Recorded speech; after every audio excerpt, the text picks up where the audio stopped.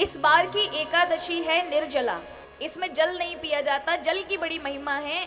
आपके भले के लिए बता रही हूँ, इसलिए इसे आप बहुत ध्यान से सुनिएगा। ज्येष्ठ मास के शुक्ल पक्ष की एकादशी को निर्जला कहते हैं और यहाँ पद्म पुराण में वर्णन है कि जब मिथुन राशि पर सूर्य भगवान स्थित हो या वृष राशि पर सूर्य भगवान स्थित हो, उस समय शुक्ल पक्ष की एकादशी को निर्जला कहते हैं।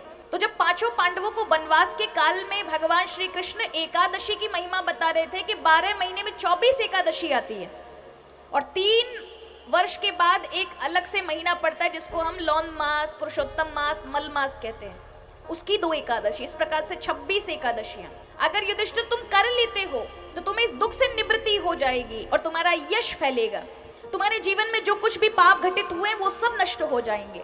तो जब युधिष्ठिर कोई एकादशी की महिमा सुना रहे थे, उसी समय भीम आ जाते हैं और भीम कहते हैं माता कुंती व्रत रहती है, मेरे सारे भाई व्रत रहते हैं, पर भगवान मेरे से व्रत नहीं रहा जाता। व्यास जी से ऐसा भीम ने आकर कहा। तो भीम को देख करके व्यास जी कहने लगे व्रत तो रहना पड़ेगा। बोले मेरे वश की बात नहीं है, क्योंकि मेरे पेट में एक अलग प्रकार की अग्नि है, अगर कुछ अन्न ना पड़े तो मैं मर जाऊंगा। भूख खाने के बाद भी मेरा मन खाने पे लगा रहता है, क्या करूं, मेरे से व्रत नहीं होगा, पर मैं व्रत अपना उद्धार करना चाहता हूं, मैं क्या करूं। व्यास जी कहते हैं अगर तुमने अपना ऐसा ही बनाकर रखा तो तुम्हारा उद्धार नहीं हो सकता, अपने कल्याण के लिए कुछ तो करो।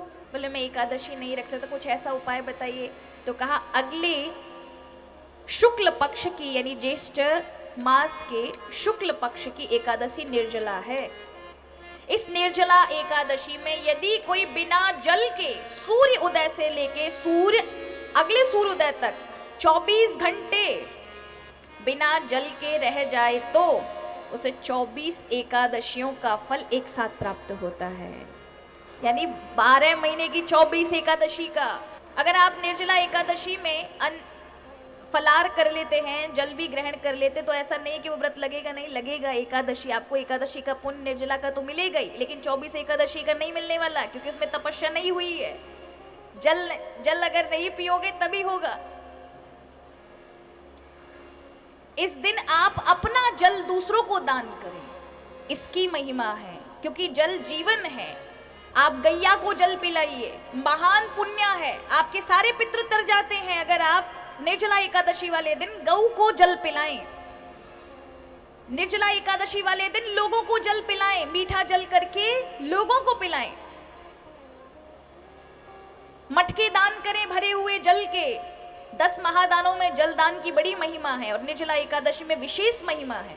और तो और क्या विशेष वर्णन कहा है, आप हो सके इस निर्जला एकादशी में, ये निर्जला एकादशी पड़ रही है इस बार 18 तारीख की, उदया तिथि में है, इसलिए। नहीं तो महाराज अगर आप 17 तारीख की करते हैं तो वो उदया तिथि में नहीं है, तो द्वादशी से युक्त थोड़ी भी हो जाए लेकिन उदया तिथि में हो तो 18 तारीख की इस बार एकादशी है।